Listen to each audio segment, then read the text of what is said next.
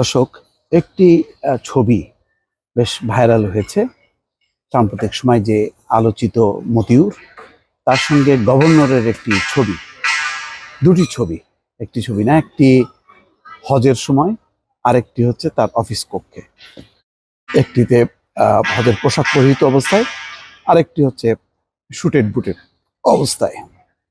এটি নিয়ে নানা আলোচনা সমালোচনা জন্ম হয়েছে যে বাংলাদেশ ব্যাংকের এই গভর্নরের সঙ্গে মতিউরের সম্পর্ক কি। সমকাল পত্রিকার খবর। দর্শক, ছাগল কাণ্ডে আলোচিত এনবিআর সদস্য পদ থেকে সদ্য প্রত্যাহার হওয়া মতিউর রহমানের সঙ্গে বাংলাদেশ ব্যাংকের গভর্নর আব্দুর রউফ তালুকদারের সখ্যতা নিয়ে আলোচনার মধ্যে দুজনের ছবি সামাজিক যোগাযোগ মাধ্যমে ভাইরাল হয়েছে। ইতিমধ্যেই খবর হয়েছে যে বাংলাদেশ ব্যাংকের গভর্নরের সাথে তার সখ্যতা আছে, তার মধ্যেই এই ছবিটা বেশ ভাইরাল হয়েছে। একটি ছবিতে দুজনকে হজের এহরাম বাঁধা অবস্থায় দেখা যাচ্ছে, অপর ছবিতে বাংলাদেশ ব্যাংকে গভর্নর কার্যালয়ে রউফ তালুকদারকে ফুলের তোড়া দিয়ে শুভেচ্ছা জানাচ্ছেন মতিউর রহমান 2022 সালের 1 ফেব্রুয়ারি 3 বছরের জন্য সোনালী ব্যাংকের পরিচালক পদে নিয়োগ পান। বর্তমান গভর্নর আব্দুর রউফ তালুকদার ওই সময় অর্থ সচিব ছিলেন।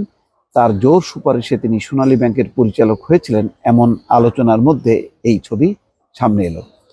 জানা গেছে একটি ছবি 2023 সালে হজের সময় সৌদি আরবে তোলা, অপর ছবিটি 2022 সালের আগস্টে আব্দুর রউফ তালুকদার গভর্নর নিয়োগের পর তাকে শুভেচ্ছা জানাতে বাংলাদেশ ব্যাংকে যান এই মতিউর রহমান।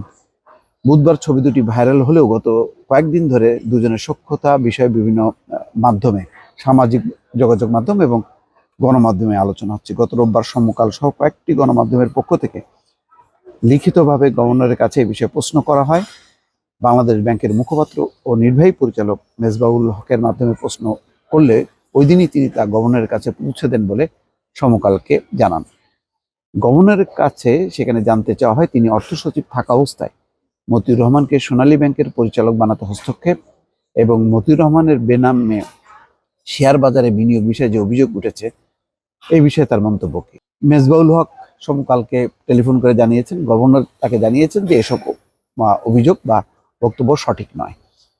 মতিউরের দুর্নীতি নিয়ে ব্যাপক আলোচনার মধ্যে গত সোমবার সোনালী ব্যাংকের পরিচালক পদ থেকে তাকে সরিয়ে দেওয়া হয়েছে। এর আগে তাকে আর বিভিন্ন যে পদ, সেই পদ থেকেও তাকে সরিয়ে দেওয়া হয়েছে। ইতিমধ্যে তার স্ত্রী এবং ছেলেদের নামে আদালত বিদেশে যাওয়ার উপরে নিষেধাজ্ঞাও দিয়েছে। এই হচ্ছে দর্শক খবর।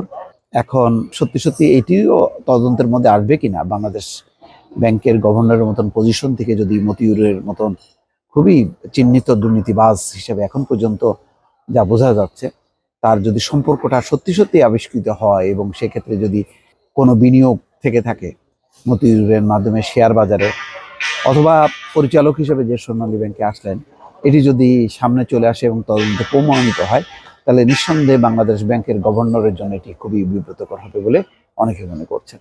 দর্শক, ভালো থাকবেন। আল্লাহ হাফেজ।